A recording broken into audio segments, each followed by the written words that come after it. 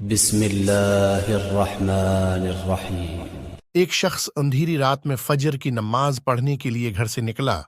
اندھیری کی وجہ سے اسی ٹھوکر لگ گئی اور وہ منہ کی بل کیچڑ میں گر گیا۔ کیچڑ سے اٹھ کر وہ گھر واپس آیا اور لباس تبدیل کر کے دوبارہ مسجد کی طرف چل دیا۔ ابھی چند قدم ہی چلا تھا کہ دوبارہ اسی ٹھوکر لگی اور وہ دوبارہ کیچڑ میں گر گیا۔ کیچڑ سے اٹھ کر وہ پھر دوبارہ اپنے گھر گیا، لباس بدلا اور مسجد جانے کے لیے دوبارہ گھر سے نکلا۔ جیسی ہے وہ اپنے گھر سے باہر نکلا تو اس کی دروازی پر اسی ایک شخص ملا جو اپنی ہاتھ میں روشن چراغ تھامی ہوئی تھا۔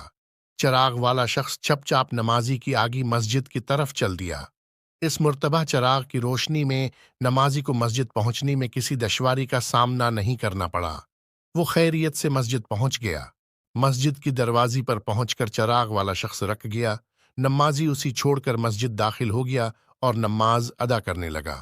نماز سے فارغ ہو کر وہ مسجد کی باہر آیا تو وہ چراغ والا شخص اس کا انتظار کر رہا تھا تاکہ اس نمازی کو چراغ کی روشنی میں گھر چھوڑ آئی۔ جب نمازی گھر پہنچ گیا تو نمازی نے اجنبی شخص سے پوچھا، آپ کون ہیں؟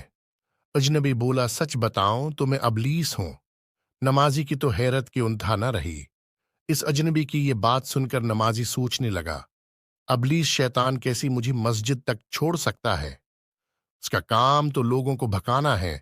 تو اس شخص نے بڑی حیرت کے ساتھ ابلیس سے پوچھا، تجھے تو میری نماز رہ جانے پہ خوش ہونا چاہیے تھا، مگر تم تو چراغ کی روشنی میں مجھے مسجد تک چھوڑنے آئے۔ ابلیس نے جواب دیا کہ جب تمہیں پہلی ٹھوکر لگی اور تم لباس تبدیل کر کے مسجد کی طرف پلٹی تو اللہ تعالی نے تیرے ساری گناہ معاف فرما دی۔ جب تمہیں دوسری ٹھوکر لگی تو اللہ تعالی نے تمہاری پوری خاندان کو بخش دیا، جس پر مجھے فکر ہوئی کہ اگر اب تمہیں ٹھوکر لگی تو اللہ تعالی کہیں تمہاری اس عمل کی بدولت تمہاری ساری گاؤں کی مغفرت نہ فرما دی۔ اس لیے میں چراغ لے کر آیا ہوں کہ تم بغیر گری مسجد تک پہنچ جاؤ۔ اس شخص نے جیسی ہے یہ بات سنی تو اس نے اللہ تعالی کی بارگاہ میں اپنا سر جھکا کر اللہ کا شکر ادا کیا۔